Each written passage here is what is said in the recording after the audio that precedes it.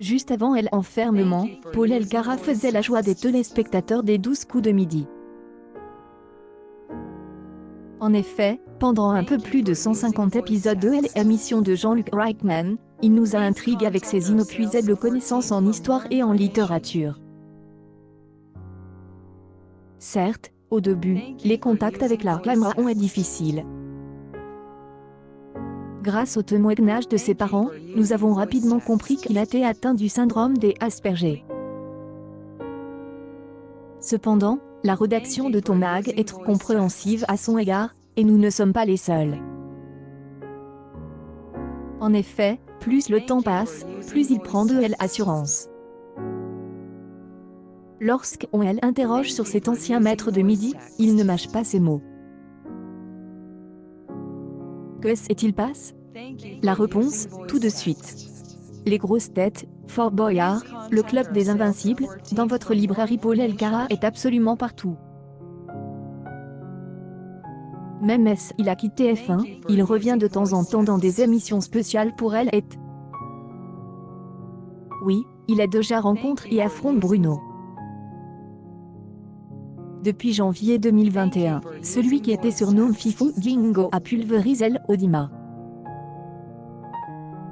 Mais Paul Elkarat est un sucre puri. Je le veux chez moi autour d'un repas pour discuter des histoires et autres. Ça vous? Jeanne FTCTSHP, octobre 9, 2021 et avec un jackpot à 7 chiffres, il n'a pas à rougir. C'est lui qui restera toujours dans le livre des records. Et rien que pour cela, nous lui devons une reconnaissance éternelle.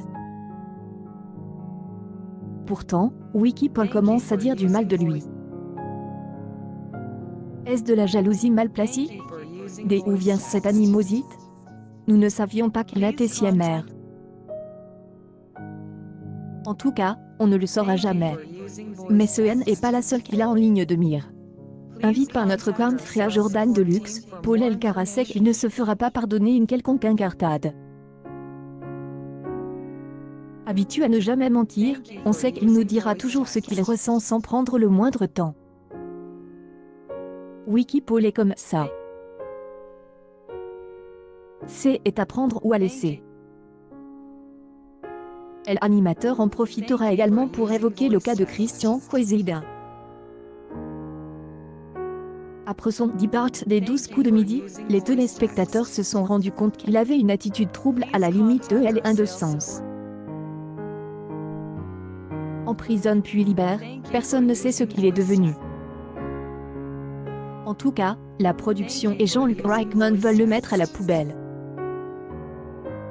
Ils aimeraient tant que le public en fasse autant.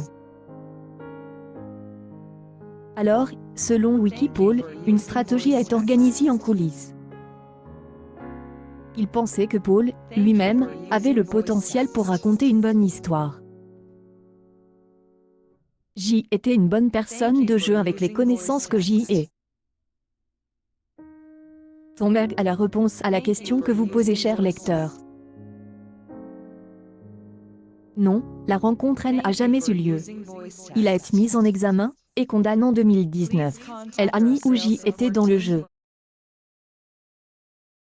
Elle prend beaucoup de recul pour aborder les questions. Comme toujours, il utilise l'humour noir pour nous montrer son détachement par rapport à cette affaire judiciaire inédite. Je ne suis pas sa victime préférée, me parler serait une perte de temps, dès autant que je ne peux pas me permettre de répondre à quelqu'un qui pourrait envoyer certaines photos. Une publication partagée par Paul Elkarat. Paul Elkarat, cette fois, il ose se référer directement au disque dur et au téléphone de Christian Quezida. De photos des enfants sans vêtements, de multiples témoignages accréditant la thèse d'un homme dangereux. Paul Elkarat a eu beaucoup de peine pour Jean-Luc Reichmann. Fait, l'animateur des 12 coups de midi a rarement parlé de cet incident. Il avait l'impression de recevoir un coup dans le dos.